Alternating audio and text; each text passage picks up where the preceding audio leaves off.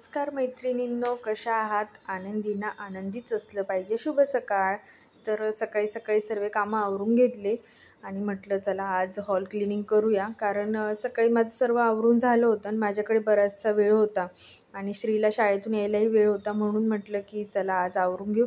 तसं तर आपण रोजच झाडू मारतो किंवा फरशी पुसून घेतो आणि तर ते वर क्लिनिंग होऊन जाते. पण म्हटलं आज कोपऱ्यातली घाण काढूया. तर मी आधी क्लिनिंगला लागले. पहिले सर्व जाळे वगैरे काढून घेतलं, घरातलं आजूबाजू जे असेल ते. आणि मग बाहेरून पहिले दरवाजेपासून सुरुवात केली. मी बाहेरचं आधी क्लीन केलं, मग घरात आले, मग घरातलं आवरायला घेतलं. मग म्हटलं चला क्लिनिंग पण होऊन जाईल आणि मैत्रिणींसोबत छान गप्पाही होऊन जातील. तर मैत्रिणींनो, कधीही ना आपला रिकामा वेळ असेल ना, तो आपल्यासाठी, स्वतःसाठी किंवा आपल्या घरासाठी घालवला ना, तो कधीही चांगलाच वेळ असेल. कारण ना आपण म्हणतात ना ते रिकामं मन किंवा खाली मन, रिकामं मन सैतानचं घर असतं असं. तर आपण काय करणार, रिकामे बसून एकतर आपण टी व्ही बघणार किंवा मोबाईल बघणार किंवा इकडे तिकडे नातेवाईकांना फोन लावून गप्पा मारणार. त्यात आपलाच वेळ वेस्ट होतो. वेळ ते वेळ जातोच, पण आपलं वय वाढतं ते वेगळंच. आपल्या हातातून काही संधी निघून जातात ते वेगळंच. कारण आपलं लग्न झालेलं असतं. लग्नानंतर आपल्याला मुलं बाळ होतात. आपण त्याचं करण्यात व्यस्त होऊन जातो. आपण आपल्याकडे पूर्ण दुर्लक्ष करतो. तर मला असं वाटतं, जर आपल्याला वेळ भेटत असेल, जर आपल्याला आपल्या हातात 2.5-3 तास, 4-5 तास असतील शिल्लक, तर आपण स्वतःसाठी घालवायला का नको आहे? का आपण स्वतःचा विचार नाही करायचा?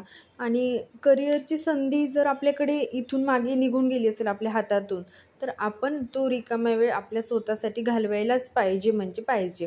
तर ज्या मैत्रिणी माझ्या व्हिडिओ बघत असतील त्यांनाही असं समजू देत की तुम्ही स्वतः काहीतरी करू शकता. ज्यांनी अजूनही असं वाटते त्यांना की आम्ही आता 25शी गेली, आमची 30शी गेली, तर आता आम्ही या वयात काय करू शकतो. पण तुम्ही या वयातही काही सर्व करू शकता. जे सगळे म्हणजे म्हणतात ना की जे जॉब करणारे वुमन्स असतात, ज्या बाहेर जाऊन नोकरी करतात, जर त्या करतात तसं आपणही घरात बसून फॅमिलीला वेळ देऊन आपणही आपलं करिअर करू शकतो.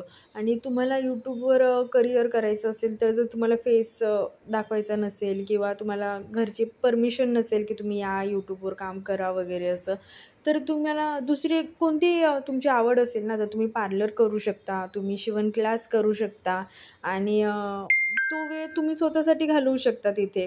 आणि त्यात तुम्हालाही काहीतरी नवीन शिकायला भेटेल. त्या नवीन शिकलेल्या गोष्टींचा तुम्हाला फायदा होईल. म्हणून म्हणते की कोणीच घरी बसू नका. सर्व आपल्या स्वतःच्या कामात व्यस्त राहा.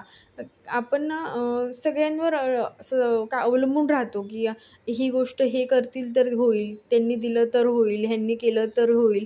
पण आपण स्वतःसाठी काय करतो? आपण का सगळ्याच गोष्टींवर अवलंबून राहायचं? जेव्हा आपण लग्नाआधी आपल्या आई-वडिलांवर अवलंबून असतो, लग्नानंतर आपण आपल्या मिस्टरांवर असेल किंवा आपल्या सासरच्या लोकांवर अवलंबून असतो. तर आपण स्वतःसाठी काय करतो याचा विचार आपण केला पाहिजे ना. आणि आताही आपलं मूल आहे, आपण त्यांचाही विचार केला पाहिजे.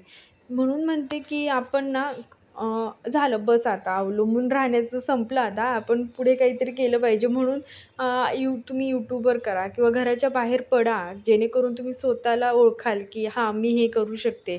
आणि काय आपण दिवसभर तेच करणार आहे, उठणार आहे, स्वयंपाक करणार आहे, घर आवरणं आहेच, भांडे घासणं आहेच, कपडे धुणं आहेच. हे कामं तर आपले संपणार नाहीच आहेत आयुष्यभर.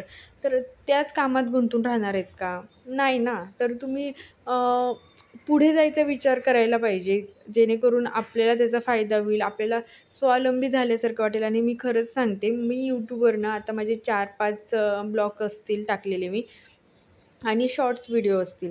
तर मला जे लाईक्स भेटले आत्तापर्यंत किंवा थोडेफार माझे सबस्क्रायबर वाढले, तर मला खरंच खूप कॉन्फिडन्स आला आहे की नाही, मी करू शकते असं. तर आय होप की असं प्रत्येकीलाच वाटलं पाहिजे की नाही, मला काहीतरी केलं पाहिजे आणि माझ्या आयुष्यात मी स्वतः स्वावलंबी झाली पाहिजे.